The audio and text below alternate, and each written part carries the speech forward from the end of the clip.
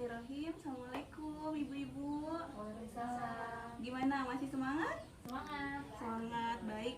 Di pertemuan kemarin kita belajar tentang merencanakan hutang dengan hati-hati ya ibu-ibu. Nah, kali ini kita masih ada di modul 2 tentang pengelolaan keuangan dan perencanaan usaha. Yang kemarin bisa dipahami ya? Udah dipraktekin di rumah? Sudah. Nah, kali ini kita akan membahas tentang memilih tempat meminjam. Nah, kita perlu hati-hati nih ibu-ibu, karena banyak sekali perorangan ataupun lembaga yang menawarkan pinjaman atau untuk tempat untuk berhutang ya. Nah, di sini ada beberapa contoh tempat untuk meminjam. Di sini ada sumbernya, ada saudara atau kerabat dekat. Nah, prosesnya biasanya mudah atau enggak kalau minjem ke saudara? Mudah ya. Nah, biasanya mudah. Tapi belum tentu mau meminjamkan. Nah, terus perlu jaminan enggak biasanya kalau ke saudara? Enggak ya, nggak pakai jaminan. Terus ada batas maksimal pinjaman enggak? Biasanya sih enggak ada, cuman tergantung kemampuan si saudara kita. Minjeminnya bisanya berapa, kayak gitu ya. Terus bunga atau total pengembalian tinggi. Nah, biasanya enggak ya, bahkan nggak pakai bunga ya kalau ke saudara sendiri ya. Terus periode atau cara pengembaliannya bisa disesuaikan atau enggak kembaliinnya. Biasanya bisa disesuaikan ya, nanti janjinya tanggal berapa kayak gitu kan ya. Terus ada juga sumber pinjamannya itu ke rentenir atau bank keliling. Nah, pasti udah tahu ya. Terus proses pinjamannya cepat atau enggak biasanya? Cepat ya biasanya, tapi pengembaliannya biasanya tinggi. Nah, dia juga nggak pakai jaminan. Terus periode cara pengembaliannya juga biasanya sudah ditentukan oleh lembaga atau si rentenir itu. Terus ada juga kelompok pinjaman arisan seperti PKK dan lain-lain. Nah, itu prosesnya mudah selama uang tersedia. Nah, kemudian perlu jaminan atau enggak? Biasanya enggak ya kalau arisan mah ya. Tapi tergantung keadaan uangnya ada atau tidak, kayak gitu.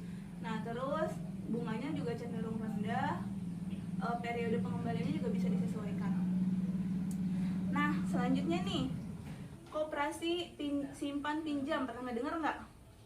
Pernah ya. Nah, tapi biasanya proses pengajuannya itu cenderung rumit. Harus isi formulir, harus ada dokumen-dokumen yang dikumpulkan kayak gitu. Tapi terus juga perlu jaminan biasanya ya. Jaminannya apa tuh biasanya? Tahu nggak? KTP, ini apa ATM biasanya? Terus ini apa tuh BPKB, surat tanah kayak gitu. Sertifikat. Terus ada batas maksimal pinjamannya enggak? Biasanya ada ya batas pinjamannya. Terus bunga pengembaliannya biasanya tinggi atau enggak? Biasanya sih rendah ya kalau koperasi. Terus terakhir periode pengembaliannya biasanya harus sesuai ketentuan si lembaga koperasi simpan pinjam tersebut. Nah, selanjutnya ada bank pasar. Pernah dengar nggak bank pasar? Bank pasar itu sama pengajuannya biasanya rumit, ngisi formulir, dokumen, segala macam. Nah, terus biasanya juga perlu jaminan berupa surat kendaraan, surat tanah dan lain sebagainya.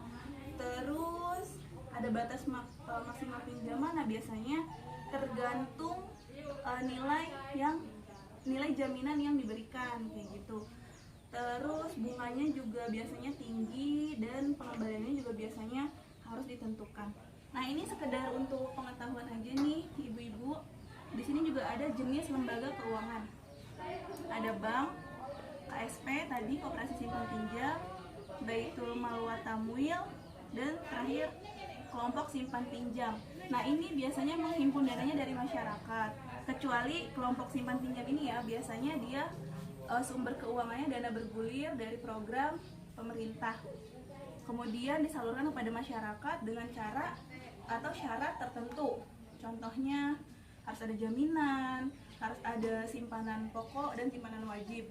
Pokoknya setiap lembaga itu punya kelebihan dan kekurangan masing-masing. Nah, maka dari itu kita perlu hati-hati sekiranya kita perlu meminjam, baiknya kita bandingkan nih dari lembaga yang satu ke lembaga yang lain, kira-kira sesuai dengan kebutuhan kita itu yang mana, kayak gitu. Nah, paham ibu-ibu ya?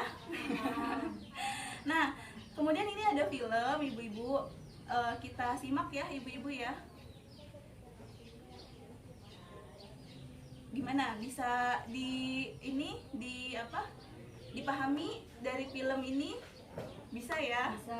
Nah, jadi dari cerita ini kita dapat simpulkan bahwa perlu adanya perencanaan secara matang untuk meminjam uang, karena agar bisa memperbaiki keuangan keluarga.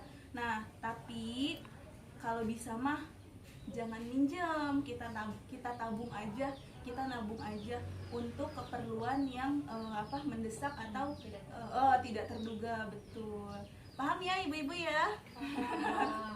Nah, jika bisa dipahami, mungkin kita cukupkan. Mudah-mudahan bisa bermanfaat untuk kita, kemudian bisa diamalkan ya, bisa dipraktekkan di rumah kayak gitu.